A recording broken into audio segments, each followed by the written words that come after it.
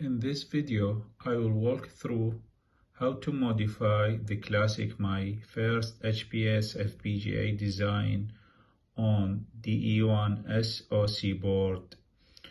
Instead of using HPS to blink the 10 LED, we are going to build simple digital clock. The HPS will count seconds, minutes, and hours, and then it will drive the 7 segments here to displays on the board.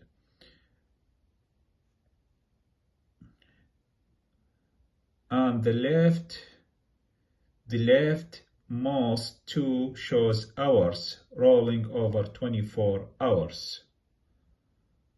This FPGA project, or sometimes called software hardware co-design project, consists of two parts, RTL and C part, and this is the RTL part opened in Quartus Prime. And the first step to do is to modify the platform designer, or Qsys. So this is the platform designer, and open SoC system Qsys.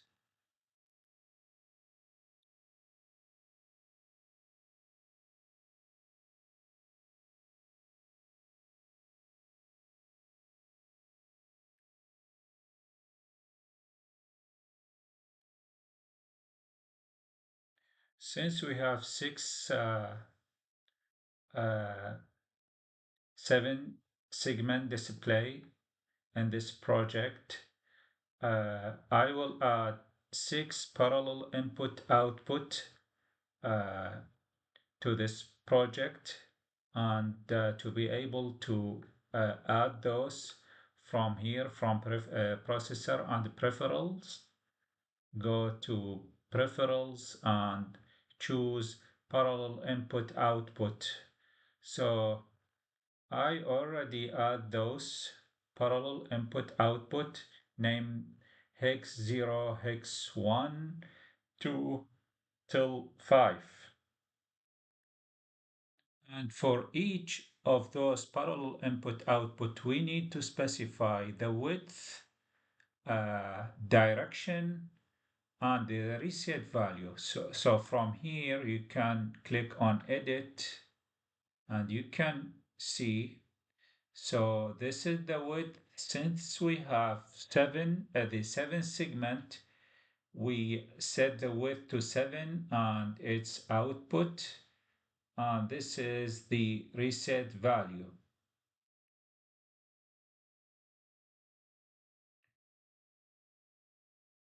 Then we need to connect S1, which is the Avalon memory mapped slave. We need to connect the S1 for each parallel input-output to the H2F lightweight AXI master for the HPS. And when doing that, each parallel input-output will get a unique base address. So we can see here, this is hex 0, this is the base address, and this is hex 1, hex 2. Each one have a unique base address. And we need to, and those addresses will be show up later in the header file as hex 0 till hex 5 bases. And we need to export the external connection conduit for each parallel input-output to the top level. So as we can see here, this is hex 1 exported, hex 0, all are exported. And to check that, we can select generate and show instance, and we can see those exported. And here connect to hex 1, hex 0, hex 1 export. After that, we need to generate HDL so we can uh, generate the SoC system and the Qsys system. So from here, generate HDL. I'm gonna pause the video because it takes a long time. So after the HDL generated, so we need to go to the Quartus Prime and open the top level module. This is the top level module. And we added those instances here in this component and connect those here,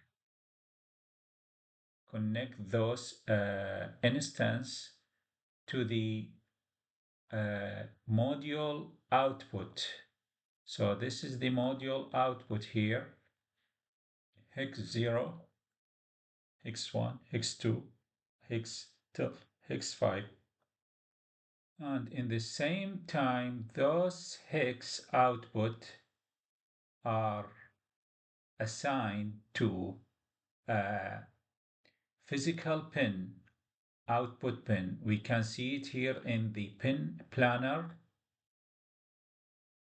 Those are hex 0, hex 1, all the way to hex 5.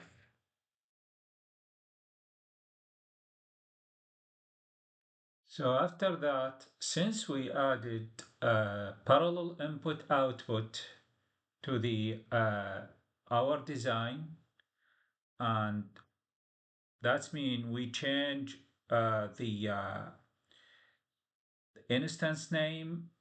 Here we change the address base and change the width number of registers we're gonna use. So the whole address map will be different. So after we did that, we need to generate a new header file. So we need to tell the HPS that what the new instance name and address is. So this is the original header file, and to generate a new one, so from here, this is the command we're gonna use. So this is the directory of our project. So we need to run the script of generate HPS Qsys header.sh from the FPGA project folder.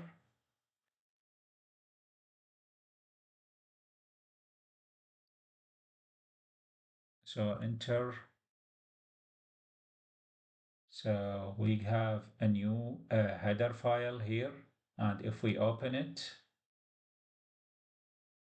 we can find those instance. This is hex 0, this is hex 1, 2, 3, 4, all the way.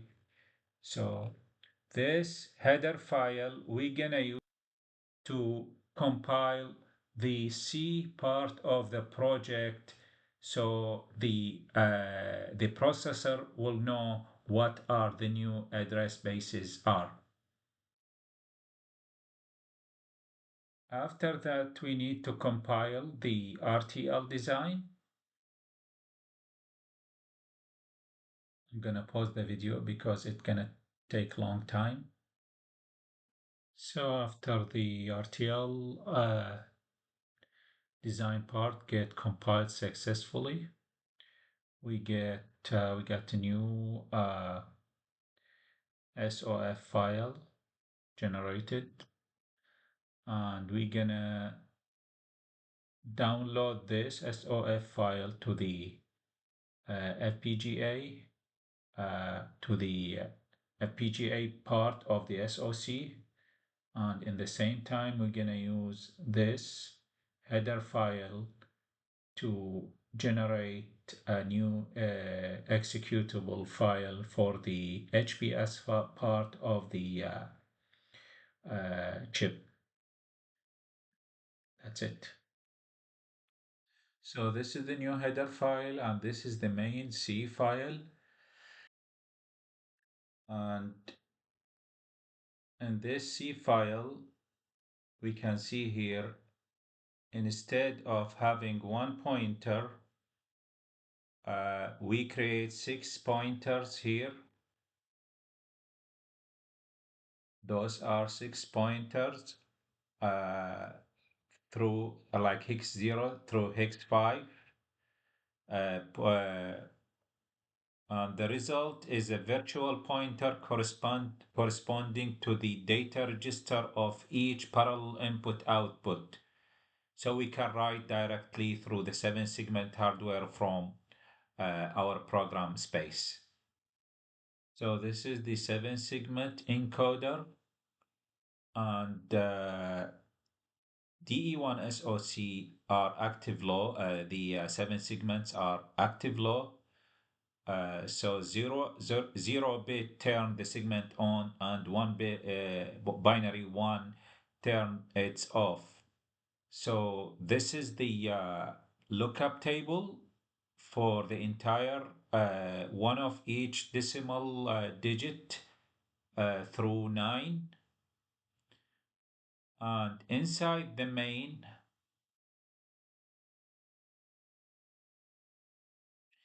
I implemented simple digital clock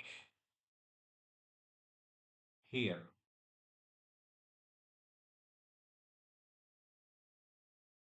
So this is infinite loop, and the delay is 1 second, and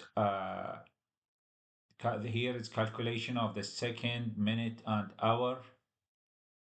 And so the next step is we have to generate the executable file. So from the embedded software tool, we need to go to the directory of this C project, enter, and then make,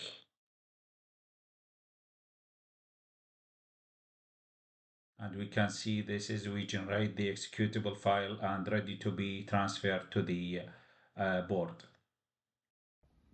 So we transfer the executable file here to this USB thumb drive, and this is the Linux terminal, and this is the executable file, and let's make it ready to be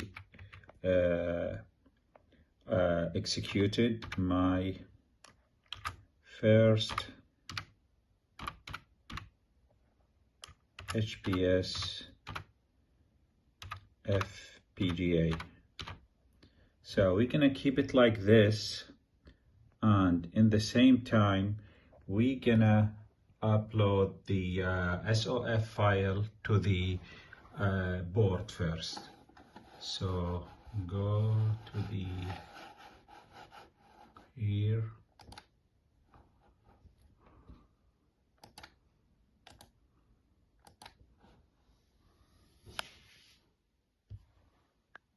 change the file.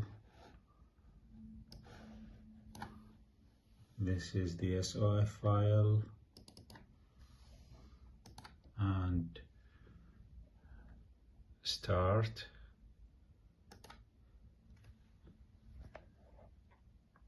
Okay, and we can enter and we can see it start counting.